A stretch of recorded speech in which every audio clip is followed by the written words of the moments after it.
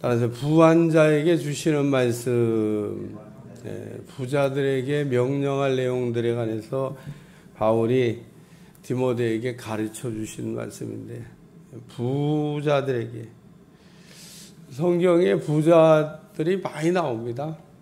그 믿음 생활 잘한 분들이 다 부자였습니다. 믿음 생활 잘한 분들이 이렇게 어렵게 산 분들은 별로 없습니다.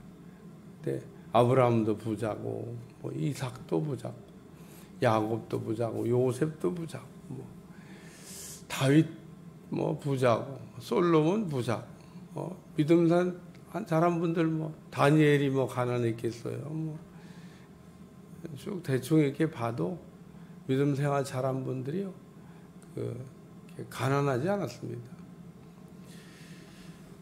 근데 또 신약 성경에 보면 부자에게 우리 주님이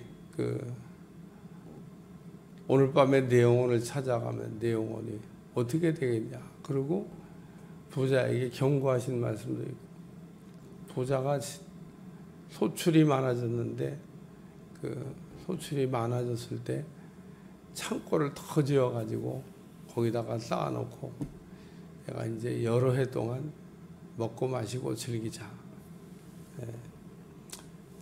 미국의 유명한 앵커 중에 오프라 윈프리라고 하는 그 여자 앵커는 하나님이 나를 부유하게 하신 거, 돈 많이 버는 여자예요. 잘 나눠주라고 나에게 부자가 되겠다. 그래서 자기에게 온 축복을 잘 흘러가게 하는 여자가 있습니다. 오늘 여기 말씀에도 뭐 세 가지 내용을 우리에게 들려주고 있는데, 부자들에게 명령하라고 하는 말씀인데, 첫 번째는 재물에, 정함이 없는 재물에 소망을 두지 말고, 정함이 없는 재물에 소망을 두지 마라. 돈에 관해서 아주 이야기한 그 유명한 전설 같은 이야기. 돈은 돌고 돌아서 돈이다. 어쨌든 돈이 계속 돈다는 겁니다. 내 손에 있던 돈이 남의 손으로 넘어가고, 또 남의 손으로 또 들어갔던 돈이 또 내 손으로 오고, 돈이 계속 돌아요. 그리고 사실은 경제라고 하는 거는 돈이 만약에 흘러가다가 막히면 이제 문제가 생기는데, 지금은 전 세계적으로 돈의 동맥경화가 일어난 게 아닌가 이런 생각이 듭니다. 나라들마다 돈이 제대로 안 도는 겁니다. 잘 돌아다녀야 돼. 어디 가서 이게 잔뜩 쌓여 있는 겁니다. 그게 이제 쫙 흩어져서 돌아야 되는데, 그래서 사람들이 자기의 필요한 걸 이렇게 써야 되는데, 그게 잘 안 되면 다 경제가 어렵다 그러는 거예요.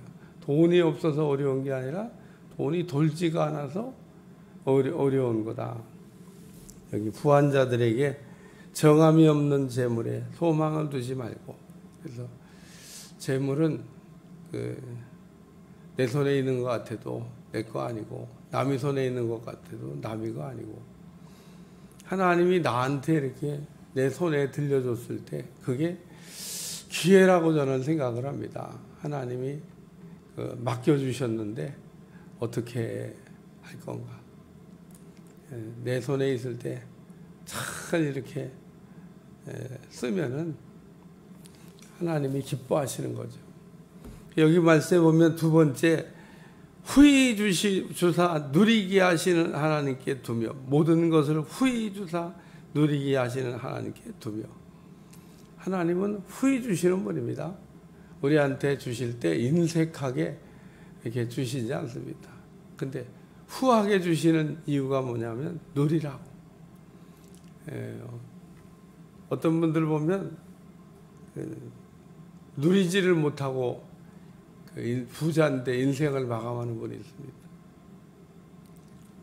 물론 뭐 상속세 많이 내고 자식한테 주는 것도 뭐 부하겠습니다만, 하여튼 하나님이 잘 쓰라고 주셨는데, 여기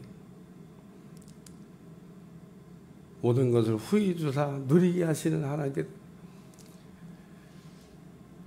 우리가 부자가 되기를 힘써야 되지만 부자보다 더 중요한 건 잘 쓰는 사람이 돼야 되는 겁니다. 예. 근데 쓰는 것도 우리가 하나님을 위해 쓴 것만 남는 거다.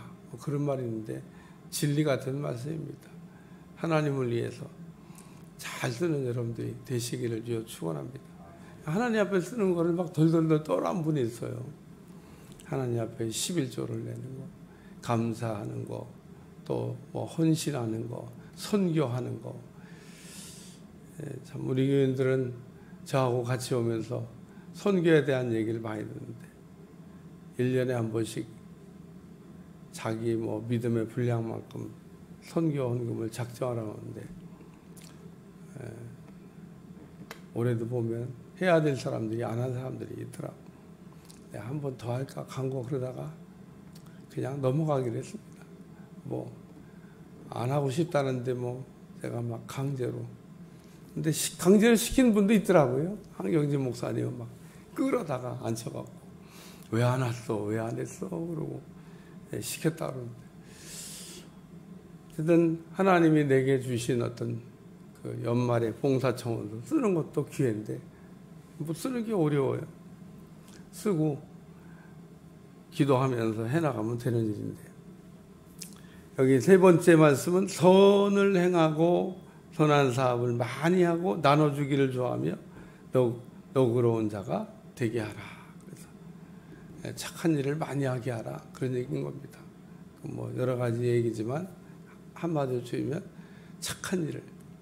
우리가 착한 일이라고 하는 것도 하나님을 위해서 하는 일이 착한 일입니다. 우리가 세상 사람들도 착한 일을 하는데 엄밀히 얘기하면 착한 일이 아닙니다. 여러분 하나님을 위해서 한 일만 착한 일이 됩니다. 왜 세상 사람들은 착한 일 같은 착한 일을 많이 하는데 착한 일이 아니라고 제가 얘기하냐? 잘 생각해 보면 착한 일 아닙니다. 예를 들면 그 믿음이 전혀 없는 사람도 우리보다 구제를 훨씬 더 많이 할 수도 있습니다. 그러면 착한 일 한 건데 착한 일 한 거 아닙니다. 잘 생각해 보면 착한 일이라고 말할 수 없는 내용이 들어 있습니다. 그러니까 오늘 우리는 진짜 착한 일. 예를 들면 시작부터 다르게 시작이 된 겁니다. 우리 하나님을 믿는 사람이 착한 일을 하는 거는 깨끗한 돈으로 착한 일을 하는 거기 때문에 착한 일이 되지만 세상 사람들이 버는 돈이 착한 돈일까? 아닐 수 있습니다. 그러니까 착한 돈이 아닌 걸 갖고 예를 들면 착한 일을 지금 하는 거를 착한 일이라고 할 수 있을까? 착한 일이 그래서 안 되는 겁니다. 착한 일을 하려면 시작부터 깨끗한 돈을 벌어가지고 그 깨끗한 돈으로 착한 일을 해야 되는 겁니다. 근데 세상에 있는 사람들은 자기가 불의한 방법으로 취득한 많은 돈을 착한 일을 조금 하는 거로 덮으려고 하는 거죠. 그게 착한 일이 안 되는 겁니다. 우리 하나님이 바라시는 것은 땀 흘려서 정말 하나님이 축복하시는 걸 얻어가지고 게으르지 말라고도 그래서 얘기하는 겁니다. 착한 일을 하는 거. 오늘 고넬료라고 하는 사람을 보면 착한 일을 많이 했던 사람으로 성경에 기록되고 있습니다. 고넬료가 그렇게 착한 일을 많이 했는데 불의한 돈을 많이 모아가지고 생색내기 한 건가? 그건 아닌 것 같아요. 오늘 우리는 하나님의 사람으로 하나님의 삶을 살아갈 때는 하나님의 방법으로 우리가 살아가야 된다. 그런 겁니다. 여기 부자들에게 주시는 말씀인데 부자가 되기까지 만약에 삭개오처럼 부자가 됐다 그러면 삭개오 같이 착한 일을 해야죠. 내가 네 것을 토색한 일이 있으면 4배를 또 가난한 자들에게 내 소유의 절반을. 우리 주님이 그 삭개오를 보시고 진짜 불의한 돈을 취득한 거에 대한 회개하는 삭개를 보고 오늘 내 집에 구원이 이르렀도다. 그래서 삭개오는 돈에 대해서 자유를 얻은 겁니다. 여기 부자들에게 명하여 마음을 높이지 말고 정함이 없는 재물에 소망을 두지 말고 또 후히 주사 누리게 하신 하나님께 주신 것을 누리며 선한 것을 또 선한 사업을 많이 하고 나누어 주는 길을 좋아하며 너그러운 자가 되게 하라. 기도하겠습니다. 오늘도 재물에 관한 말씀을 들려주셨는데 잘 깨닫고 우리가 착한 일 많이 하다가 하나님 앞에 갈 수 있도록 축복해 주옵소서. 예수님의 이름으로 간절히 기도하옵나이다. 아멘.